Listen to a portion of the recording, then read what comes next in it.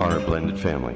We are a blended family. We are a blended family. We are a blended family. We are a blended family. We are a blended family. We are a blended family. We're a blended family. We are a blended family. We are a blended family. We are a blended family. And we are a blended family. Hi, we're Doctors Larry and Carol Snap. We're glad to have you with us today, this afternoon here in Phoenix, Arizona. Blended Families, week 5 of 12. This week it's the Spousal Relationship. Want to give a shout out to ChristianLivingRadio.com that broadcasts our classes and other things on their web radio. I understand they're in line for a nice award for Christian type radios on the web. Some kind of a contest going on. They're right up there, almost number 1, it looks like. That's not bad because they've only been in business a year, maybe a year and a half. A little over a year. Yeah, so that's awesome. So they're doing great. Throw our website out there. It's blendedfamiliesministry.org. All of our resources are out there, and different things. Even some of the class videos are out there from a couple of semesters ago. All right, this one, the spousal relationship, this is all about husbands and wives.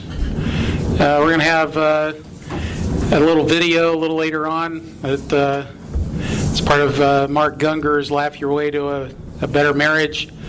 And even after seeing it like 20 times, it still makes me laugh. It's pretty good. Okay, well, let's start in the beginning. In the beginning, God created. Okay, God created man in His image. Important to know that's where everything started. He created human beings in His image, and He created them male and female. And Genesis 1:28 says, God blessed them. So He blessed them. You are good. You're my creation, and I will bless you. And then He told them to be fruitful and multiply and take dominion over everything that moves. So He gave them a blessing, and He gave them a purpose. Now, a couple of things here. He told them to be fruitful, so be productive. Not just children, but everything else that you do, be productive in whatever it is you're doing. But He also told them to multiply, which is the generational thing that God intended, and to fill the earth with His image. All right, not just people, but His image. That's what He wanted them to do. So it's just important that God's a multiplier.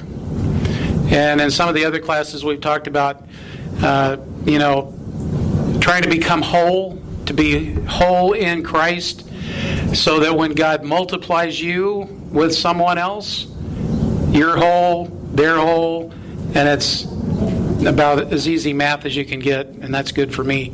1 times 1 is 1.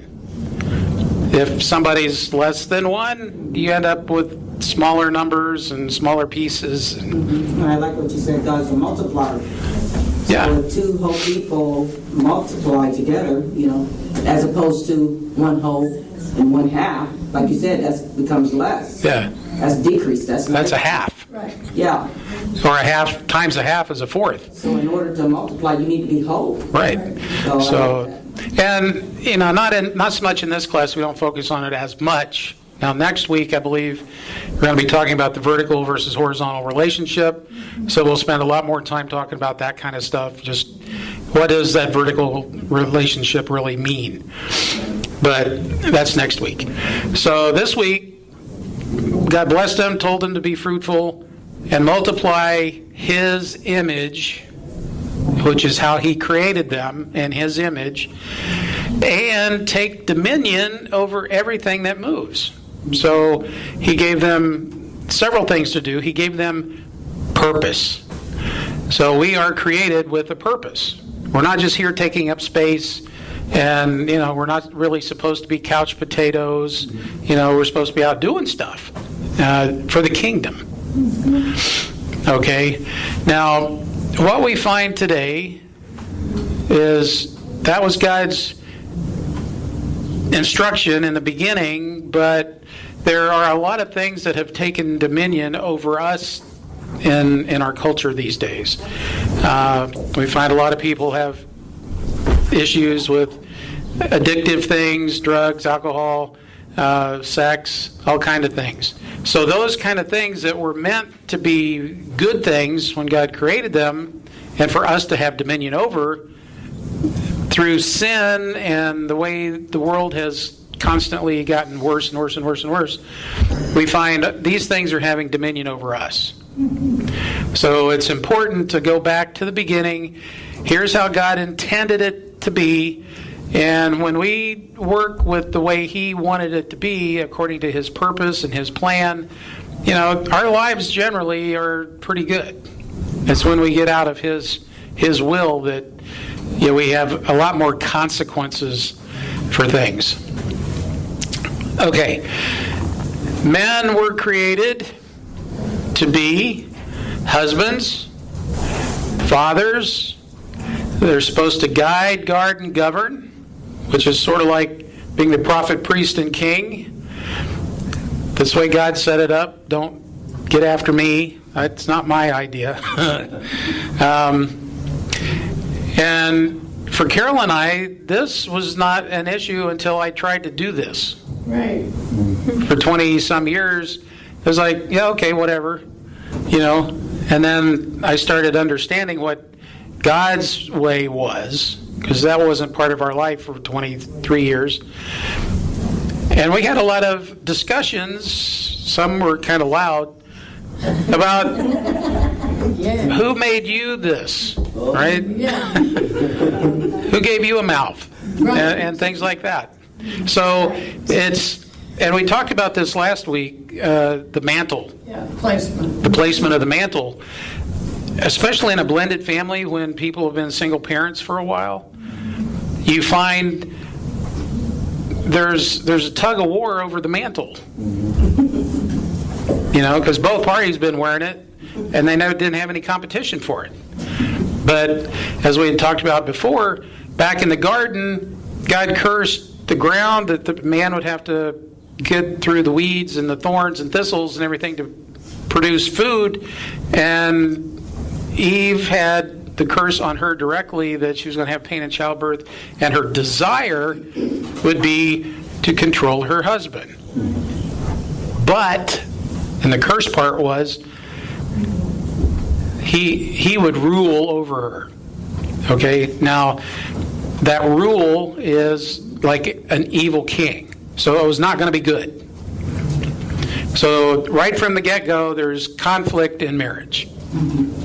Okay, so that's a given. And it's only through the Holy Spirit that we can overcome all that. Whenever we're in the flesh, we're going to be victims of our nature, which is not good. But men are supposed to be the husbands, fathers, guide, guard, and govern. The prophet speaks the word. The priest is the spiritual covering. The king is the one who is responsible and accountable for what's going on. Women, yeah. But he is responsible to make sure that the rules get followed. The women are supposed to be wives. Wives. Wives. Mothers. They're the queen. Still royalty. Second in command. That's right. She's in charge whenever the king's not around. Right? Teachers teach the kids all about God. Nurture, love on them and hug them and pick up when they fall down and kiss their boo-boos and all that kind of stuff. But God created women to be a complementor of their husband, a helpmeet.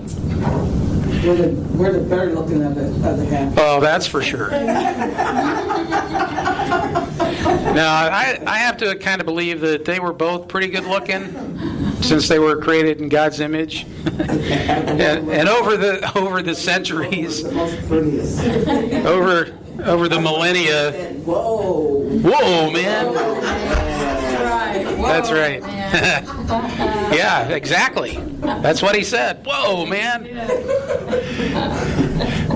But then he blamed God for what God had given him. Yeah, that woman you gave me. That was after sin. He didn't. That's right. his Yeah, was, at first, the first thing out of his mouth is like, whoa, man. No, but God saw that it was not good for man to be alone. Now, Adam had everything that he really needed. He was created in God's image, that complete image of God. But God saw, after Adam had named all the animals, that there just wasn't anybody else for him. All the animals had male and female and everything. So he created Eve out of a rib. And I think that's significant because it's from the side, not a foot or a head or a cheek or anything else. It's a rib. Now the rib provides support, it provides protection, and it helps us breathe, right? and it protects the heart. Yeah, especially all the vital stuff, right? Especially the heart. So anytime we do anything negative to our wife, we're hurting ourselves. Right. You know, and I mean, that's what it says. But so women were created to be complementers and builders of their husband. Now we saw last week where man was created to be the image and glory of God, and the woman was the glory of the man. Okay, so that's part of being the builder, and you know, you can build really cool stuff or you can build shacks. Yep. Castles or shacks? Which one are you going to build? Because that's what you're going to have. That's kind of up to you, ladies. One of the things that we've seen over the years of counseling is wives seem to have expectations way up here of their husband, but then they talk to him like he's down here. Very mixed signals. You know, what? Yeah, okay, you want me to be up here, but you tell me I'm here. So there's a big disconnect in the guy's brain. Who am I really? It really goes against his self-confidence and his significance. Sarah? I was thinking that could also be reversed, and a man can also have expectations of Oh, sure. a wife, Right. Yeah. and then they can tell you that you're down here. Oh, yeah. Yeah, it goes both ways. Now, we have another story that works that way, right? Oh, it's more of a positive than a negative. But this happened to be some tribes in Africa, and this one guy was like early 20s something. He was getting ready to get married, and you know, their cattle is like the dowry, right? You give so many cows to the other father and all that. Oh, this guy's talking to his buddies, you know, and he's like, "Yeah, see that one over there? Yeah, that's the one for me." And they're like, "Really? She's a 2-cow girl." No, she's a 10-cow woman. Mm-hmm. To me, she's worth 10 cows. And so he gave 10 cows for that one, for her. Mm-hmm. Now, the difference being, that's how he treated her. And that's how we saw her. Right? Yeah. Now, she was, you know, nothing special, but he treated her as special. Mm-hmm. And she rose to that level. Mm-hmm. Yep. So the point in this whole thing is, how is it you're talking? Right. Mm-hmm. Now, the expectations are one thing, but the conversation is usually down here somewhere. A restaurant that we used to go to, we still actually go to the building, but it's a different restaurant now. It used to be Chewy's. The sign's gone. Just down the street here. And they used to have all these weird things painted on the ceiling and the walls and everything. And just outside the door on the arch thing was, if our food doesn't meet your expectations, lower your expectations. Now, think about that. That's the difference here. If your expectations are way up here, but your mouth is talking like down here, the guy especially is never going to get here. So your expectations will never be met. So then what? You're always disappointed, you end up getting bitter, and then everything goes south. Right? So much about marriage is an attitude. It's that covenant mentality. Hey, I'm in it for the long haul. Yeah, things aren't always going to be perfect, but it takes a lot of grace and mercy and forgiveness. And you're not each other's parole officer either. You're not to point out his faults. He's not to point out your faults. Yeah. We're supposed to edify. created by God, and we're to be as godly as we can be to our spouses and to our children. And we have to respect each other like that. I mean, there are two kinds of marriages. Heaven on earth or hell on earth. That's right. Which do you want? Yeah. But it goes back to what you were saying, you speak one way, expect one way, and speak the other. It goes back to what you sow, you reap. Mm-hmm. Our words exactly. are sowing, Sure. and then we want to know why we're reaping what we sow. A lot of times that's coming out of either our hurt, or unforgiveness, or disappointment. Or fear. Or Right. fear. Right. And we have to be like God. Right. And like Jesus said, life and death is in the power of the tongue. Right. And so, you have to speak what you expect. Yeah, you speak life. Yes, speak life.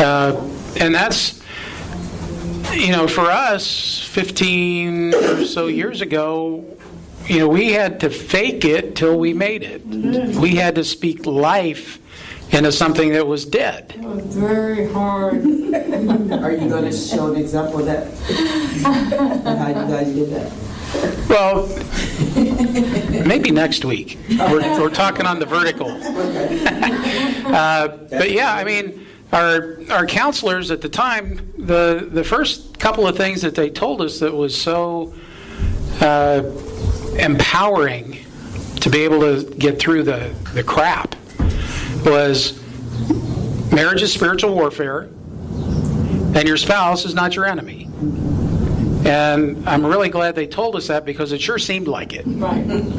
at the time. Yes. So, I have a question about the govern for the men. What's the role, say, because we're like in a blended family, right? and your own children, well, yeah, you govern your own children, whatever, but you go into this blended family, they're still Right. kids and whatever. But you're in that new position there, but what's your role as because I know in mine, pretty much their father is the one that's in, her and her father do all the decisions and whatever. Right. around there. That's one of the things that makes a blended family much more difficult is parenting, right? Co-parenting. But what we suggest is, okay, you have your house. Not my house. Well, figuratively speaking, Should be our. it's. A little bit, yeah. You're married. But now. it's, It should be our. generally it's, our house, our rules, Right. their house, their rules, Yeah. okay?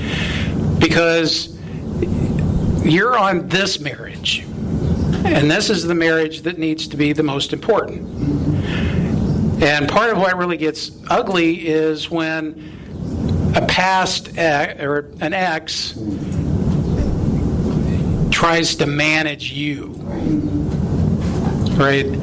Because there's still all the ties that bind, right? And what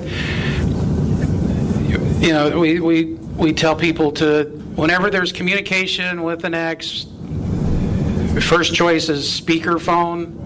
When both of you are present, so the other one doesn't think anything secretive is being discussed. It reinforces the fact that you see yourselves as one flesh. Lets You know. the other spouse know that too, and they don't like it at first, but too bad. When you start using things like we Yeah. and our, when you're talking to them, I mean, they're not going to appreciate that a whole lot, probably. But, you know, it's one of those, this is the things that takes time. It's not just, oh, it's different now and that's the way it is and so be it. But it takes a while. You have to get used to it in your head. And then as you are consistent in speaking a certain way, they get it, hopefully, along with a bunch of prayer and everything else. But yeah, the 3 and the 4 here is where things really get tough. But if you put God first and you treat people the way Jesus would treat people, whether you like them or not, and you put your marriage right after that, you know, it does a lot of things to help. That, you know, even with the stepkids, they see that you guys are on the same page. And they need to understand you're on the same page, because then they don't spend as much of their energy trying to come between you. Right? And then the extended family, the exes, the in-laws, the outlaws, and all that. You know, you just have to have boundaries. Healthy, you know, healthy boundaries. Healthy. You know, we all got crazy Uncle Harry out there someplace, so you just don't.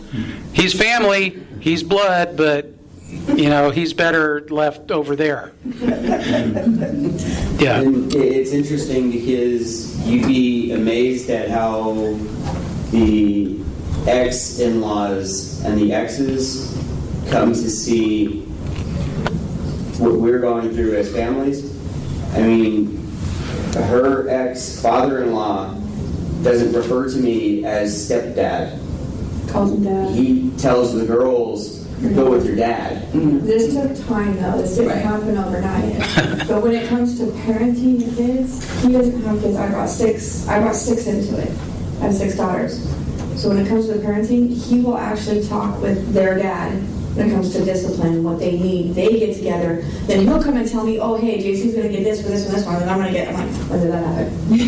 He has his own relationship with, and I'm not completely left out of it. I still know what's going on with the kids, but at the same time, it makes it easier on me because I don't have to be that go-between. Yeah, We and still have the obligation to raise the children. God didn't look at it and say, okay, you're the step parent, so you got lesser rights. No, it says in the scriptures that when you're not married, the children are unholy.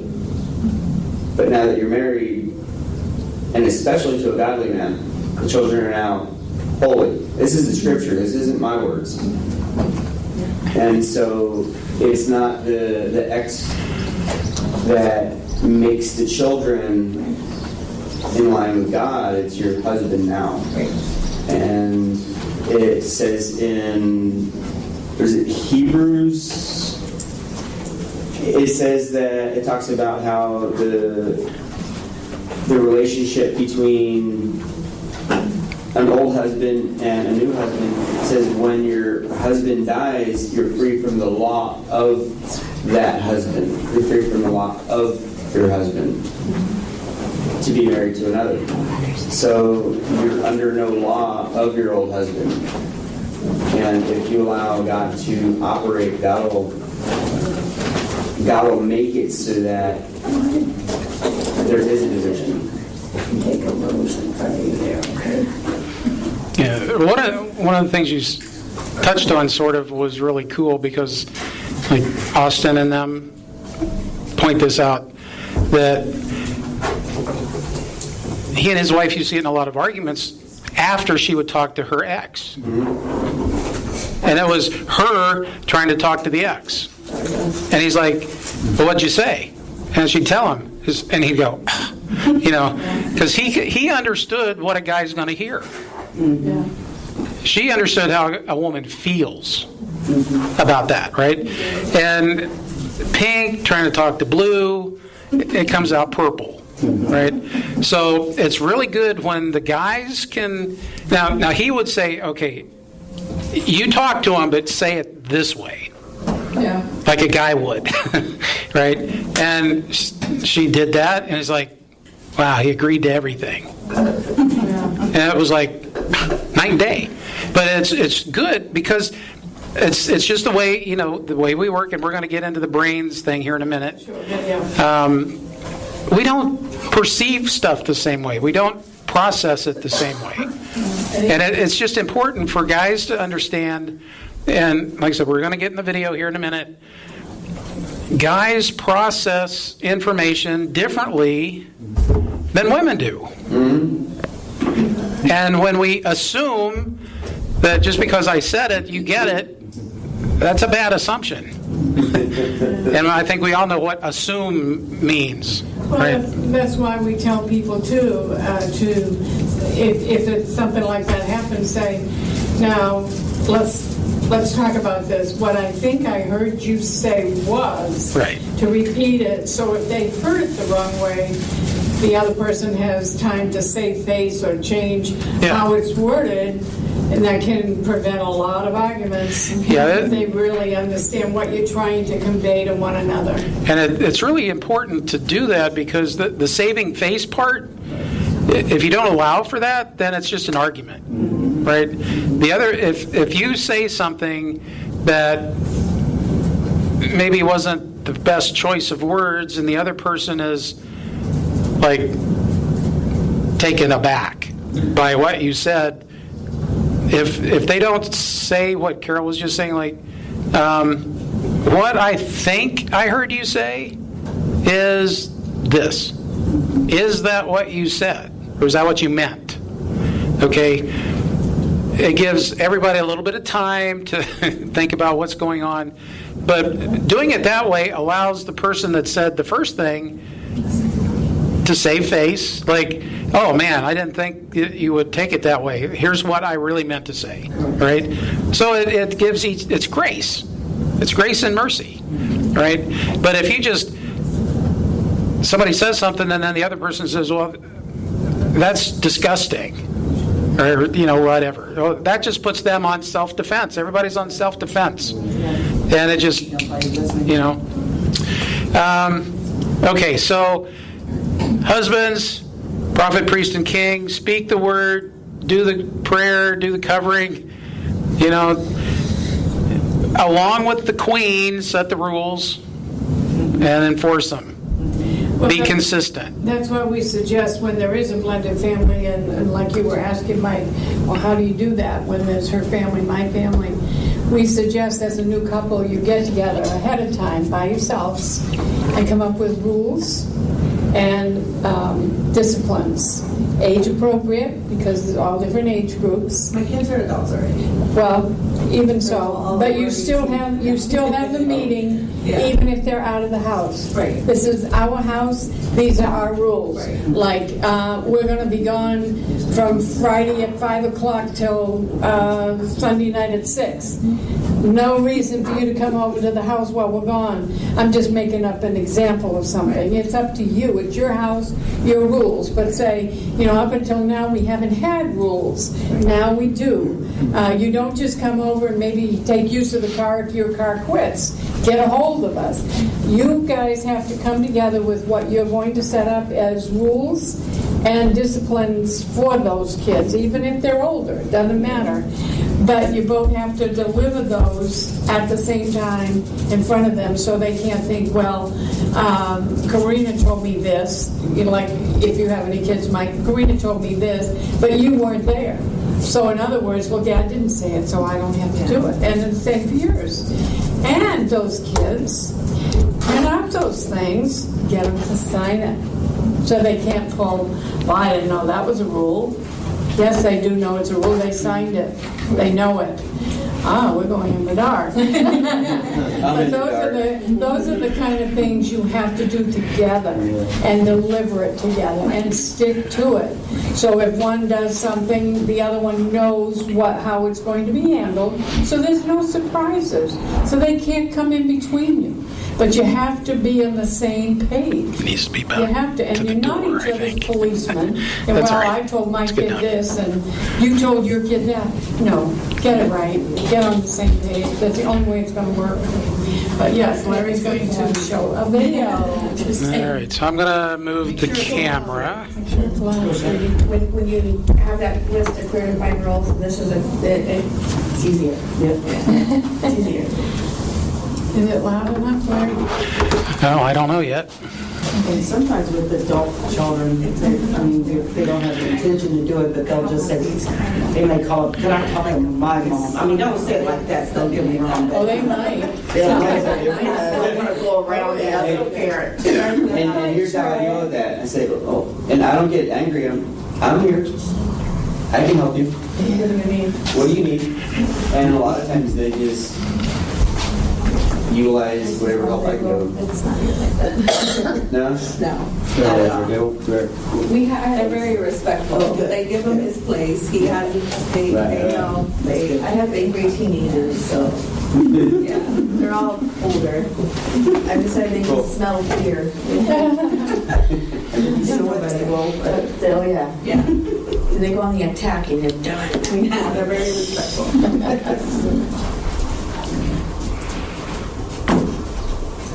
You can't see it on the video. Camera. Larry. You can't see it on the He's working on getting it. Yeah, it's always one of these things where One of the things that half the time the speakers don't seem to work. one of the things that just came to my mind in Joshua when he was talking to the children of Israel. Now, this is the long one, Larry, with Yeah. the stress also. He said, Yep. Okay. "You this day who you will serve." That'll do it. We will serve the Lord. You know, when he says govern, it's your house. And anytime there's conflict or confusion on Okay, so now Louder. we're going to start discussing men's That's as loud brains as it will and go. women's brains and how they're very different from each other. Now, I want to start with men's brains. All right, now men's brains are very unique. Men's brains are made up of little boxes. And we have a box for everything. We've got a box for the car. We've got a box for the money. We've got a box for the job. We've got a box for you. We've got a box for the kids. Stand here. For your mother somewhere in the basement. We got boxes everywhere. And the rule is the boxes don't touch.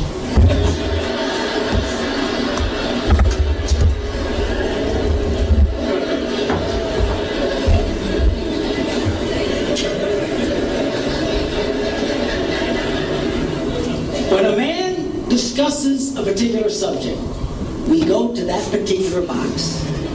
We pull that box out. We open the box. We discuss only what is in that box. All right?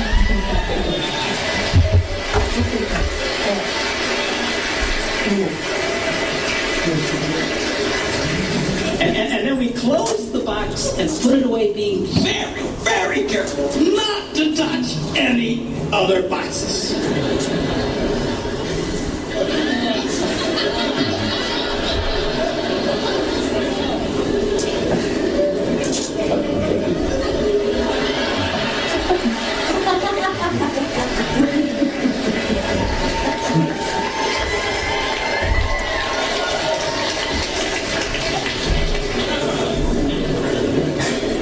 Sorry, my Catholic upbringing got in there for a minute, but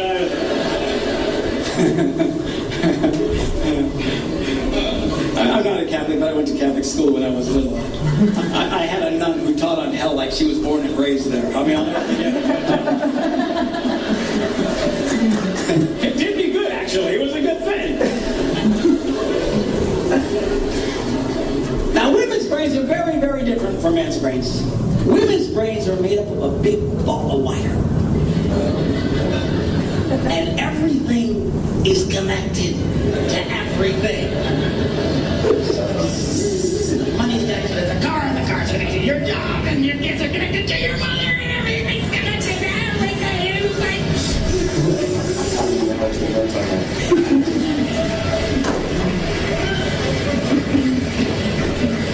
It's like the internet superhighway.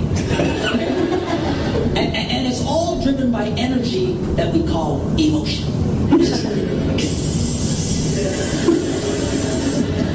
It's one of the reasons why women tend to remember everything. Because if you take an event and you connect it to an emotion, it burns in your memory and you can remember it forever. The same thing happens for men. It just doesn't happen very often because, quite frankly, we don't care.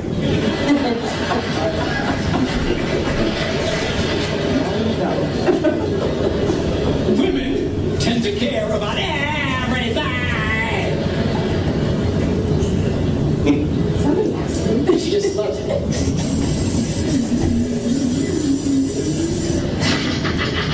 Okay?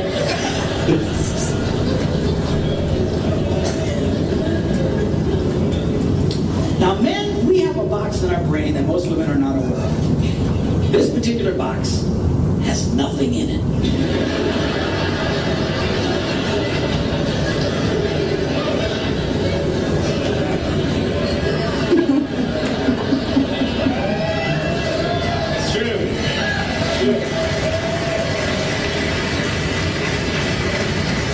In fact, we call it the nothing box. And of all the boxes a man has in his brain, the nothing box is our favorite box.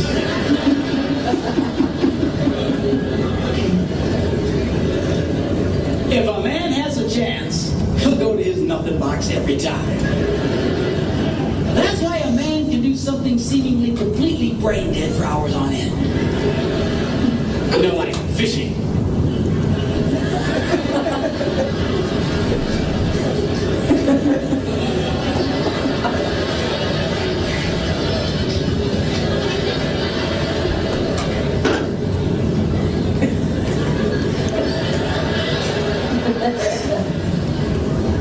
And we love it.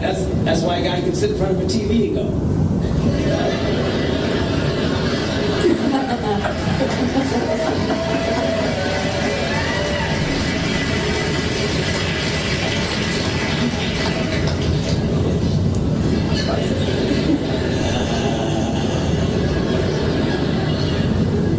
Close.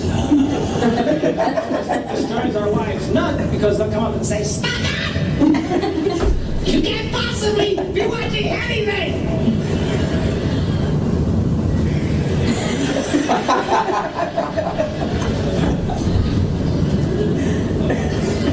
I'm not.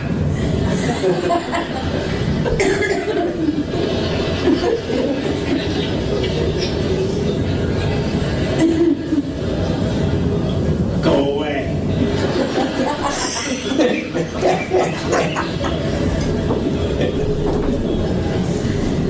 Now they've actually measured this. The University of Pennsylvania a couple of years ago did a study and discovered that men have the ability to think about absolutely nothing and still breathe. You know, they connected all the wires and stuff like that, much their brain activity, then all of a sudden, I think he's dead. Huh? Yeah. Women can't do it. They can't do it. Their minds never stop. And they don't understand the nothing box. And it drives them crazy. Because nothing drives a woman more crazy or makes her feel more irritated than to witness a man doing nothing.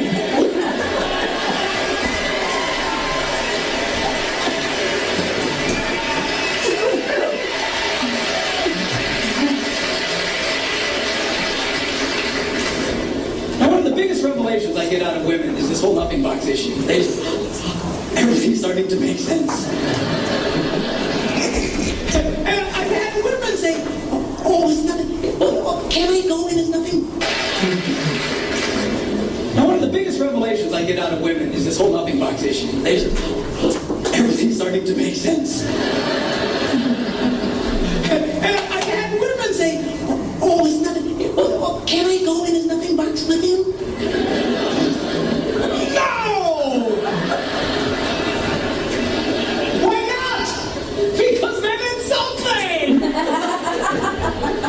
Besides, you'll walk in there and go, this place could really use some pictures. Nice little table over here, some flowers. No! Nothing! Get out! We don't want nothing!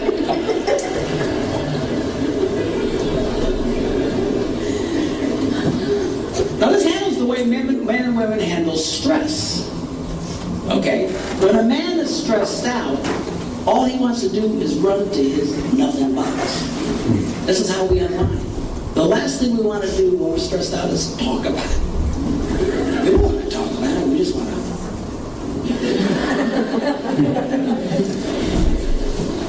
Because this drives her nuts, A woman will see a man in that vegetative state, she'll come up and go,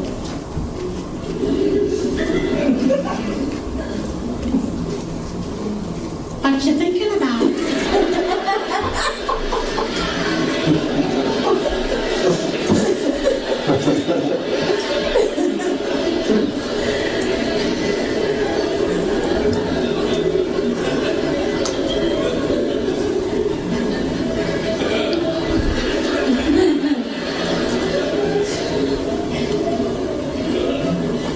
Nothing. We got anything about something? No, I was thinking about nothing. In fact, I was on a roll till you showed up. Go away! All right? Because that's how he handles stress. He just... Now, when a woman is stressed out, she has to talk about it. If she doesn't talk about it, her brain will literally explode. So she'll start, I don't know what has to do with this. Not going to happen. I never thought about this. My brother over here to me. And I know men who run from their wives when they do this. Then I say, well, why do you run from her? He says, because I don't know what to tell her. I said, dear God, man, who told you to tell her anything? She wants you to tell her anything. See, a lot of guys, they feel obligated when you start explaining all your stress. They feel obligated to fix you. Right? Because that's what a man does. A man only tells his troubles to another man in hopes that that man will help fix it. Okay? But she's not a man.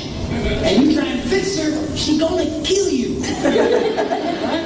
Yeah. She doesn't want your advice. She doesn't want your help. She wants you to shut up and listen. And come on, ladies. That's right, you tell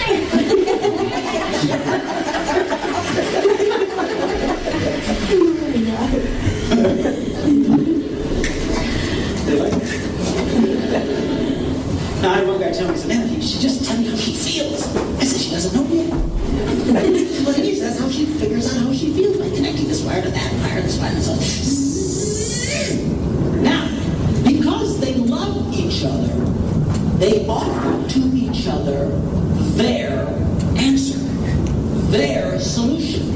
A man senses his wife is stressed out. He loves the girl. He offers to the girl his best and finest solution. We're just been talking about it.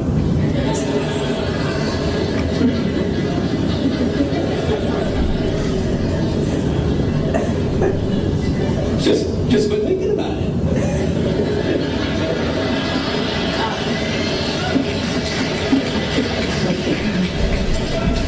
And that's when she starts reaching for the knives and stuff. She's gonna stab you if you keep it up, okay? Now, a woman, she senses her husband's all stressed out. She loves him.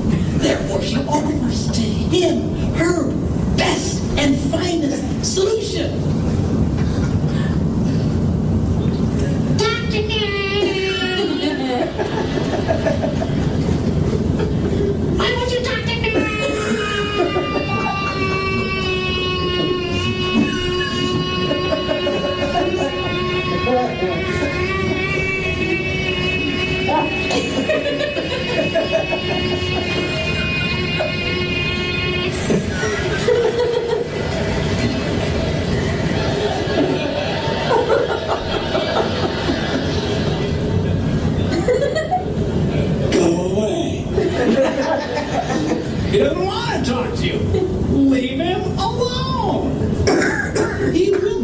die. He's not a woman. But I know you've got to talk it through. You're going to be twisted inside. He's not like that. Leave the boy alone until he's stressed out. Just let him go to his knuckle box. Stay away. Stay away. We do have differences.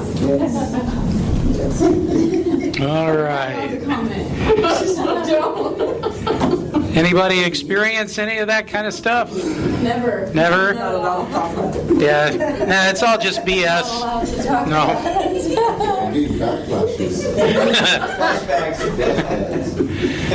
I don't see how you could just be thinking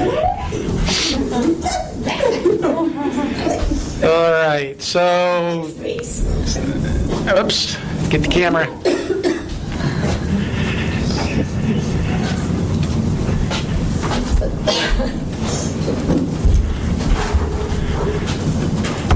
And get it plugged back in.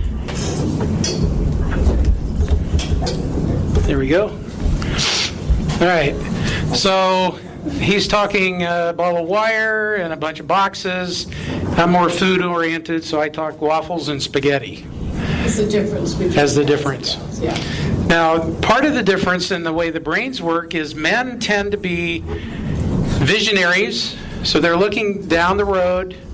Where are we going? How are we going to get there? So they're looking in the future and today. It's right now and where we're going. Okay? Women tend, generally speaking, to be in the past and today. So we have today in common. But everything else is, I'm looking ahead, you're looking behind, and right now we have right now.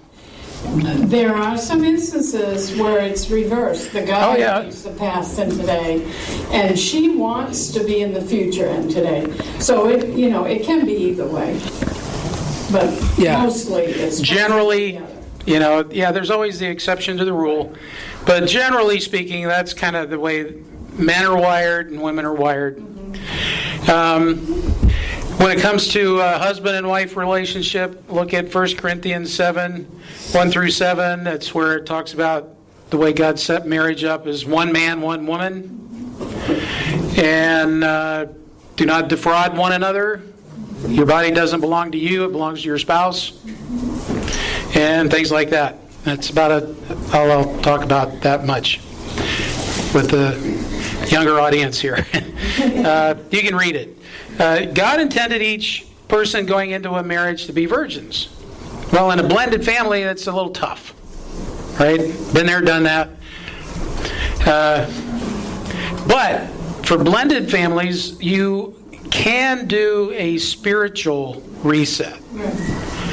You can take time apart, abstain, and all that for an agreed upon time. I know some people give us a hard time about, you mean like a whole day? Yeah. Now we had one be excessive, said for 3 months. And the guy fell off. Yeah, he about fell over in his chair. So it's, when you abstain, it's a fast, basically. So you're fasting from each other so that when you do get married, now you've hit the reset button and then you can consummate after the wedding and all that kind of stuff. But one of the things, because all this stuff is spiritual warfare, you need to be able to talk about, and forgive what had happened in the past. That's part of the spiritual reset, is confessing, even if this is your first marriage, anything you did before you got married, confess it, repent of it, and all that kind of stuff, just to be clean when you start. That's the important part. And we're just about done here. Love gives, lust takes. Satan has distorted everything that God created and perverted it. So, as far as like sex goes, it's the way the world looks at it is something you're going to get. In God's kingdom and in His world, the way He set it up was love gives. It's something you give. But the way the world looks at it, it's something they're going to take. That's why there's so much human trafficking and all that kind of stuff. It's people want to take stuff. It's not about giving, it's about taking. And then we'll just wrap it up with the submission thing here. Ephesians 5:21-33, it starts off right there. Submitting one to another. Okay, the way God set it up was the man and the woman are equal in value, but different in purpose. Okay? It's, again, it's the way the world, the culture, Satan wants everything is backwards, so everybody wants to be equal in purpose and not equal in value. So they're getting it all backwards. And, further down in there, in 5:33, it says, husbands, love your wives as Christ loved the church, where he gave his life for the church, for the bride, for his bride. Wives, respect your husbands. Now that kind of goes back to this up here, building the husband. Right? But the respect thing is based on position, not performance. And I know that's hard. Most of us respect other people based on what they do. Now, we could respect God based on what he does because he's always good to us. But we respect God because he's God. That's his position as creator. I mean, yes, we respect God because of what he does, but when you keep that type of relationship, it becomes a relationship based on what you can give to me. So we wanting God. It kind of like people don't have an intention, but almost kind of like a Santa Claus God. Yeah, or the genie in the lamp. Yeah, but God wants a relationship. Right. And so, like you said, his position, that relationship. He wants a father-child relationship. Yeah. He's the father, and we respect him because he's our father. And that's the way it's supposed to go in our families, but it doesn't always. But it's position. Fifth commandment: honor your father and mother, and you'll have many years on the earth. Right? It's because of who they are, not what they do. And there's a lot of fathers and mothers that don't do a very good job, and that makes it tough to respect them. We hear it all the time. Well, I will respect them when they do X. They're going to have to earn it. Right? Well, respect is earned. That's part of it. But, like you had said earlier, the sowing and the reaping, sometimes you have to sow it before you actually get it. You have to give it to get it. Yeah. So, and one of the things about that is, if you've been going along, we talked about the building of the husband, and husbands would have to do this too. They have to treat their wives with respect as an equal in value, right? But if you're, becoming a Christian and everything, people struggle with the fact that before they became a Christian, they were planting bad seeds, right? And then they become a Christian. Well, at first, you're still harvesting from the bad seeds, and you kind of wonder, what's going on here? I'm different now. I'm not doing that. Oh, yeah, but you planted them already, right? So the point there, you can't plant bad seeds and then pray for a crop failure. You got to plant the good seeds, and then you'll reap a good harvest. About 2 minutes. Yeah, just to wrap this up, I do this in the very first lesson, only I compare it to the kingdom of God over here. But this is the way marriage is supposed to work. Christ is supposed to be the head of the man. That's a D. That's an invisible D on there. Okay. The husband is in submission to Christ, supposedly. That is, the husband is following Christ, and the wife is following Christ as individuals. Like over here, the triangle thing. Ephesians 5:21 says, submit one to another. Okay, so now each one is submitting to the other as an equal, as a partner, as a teammate. All right, you're on the same team, got the same goals, same. We want to win this, right? And then the third one is 5:33 there. Husbands, love your wives, wives, respect your husbands. But the wife is to submit to her husband, and that's after the other two are done. You don't start at number 3. Because I said so, you will submit to me. Yeah, too many guys say it just says wives submit to their husbands, and then they put a period there. They don't read the rest of the scripture. As he is submitting to Christ, right? No matter what's going on, you as an individual still have to submit to God first. And that's part of the spiritual warfare. When you're married, you have a spouse, you got to consider what they're doing, and do I stay? Do I go? They're being a jerk. How can I follow them? It's tough. But you hear stories all the time of a wife that's been married to a guy for 30 years and then he finally gets it. Yeah. And she suffered for 30 years and then he finally gets it. Only God could do that. But if you look at the word submission, a lot of people freak out with that one. It's really a submission. It's a mission under another mission. Right? It's not just being a doormat. It's not just, okay, whatever you say that's it. I don't have a brain. That's not it. It's just, Christ, God gives you a vision and you develop a mission, and then you figure out, okay, there's a couple of different missions that we got to do here. Okay, well, there's sub-missions under the big mission. It's more of a military term than a negative word. But people tend to put a negative spin on it just because they don't want to. Who wants to submit? Nobody. Only with the reverence of God, knowing He's the Father, you understand what He has done for you, you're grateful for salvation and those kind of things. It puts you in a place where it's easy to submit. Well, life isn't about us anyway. It's about God and serving God's people. I mean, it doesn't revolve around me. It doesn't revolve around you. We exist for God. Yeah. That's the attitude we're supposed to have. Which goes back to the first thing. God created us in His image to do those things. That's our job. So, and we're pretty much out of time. Any last comments, questions?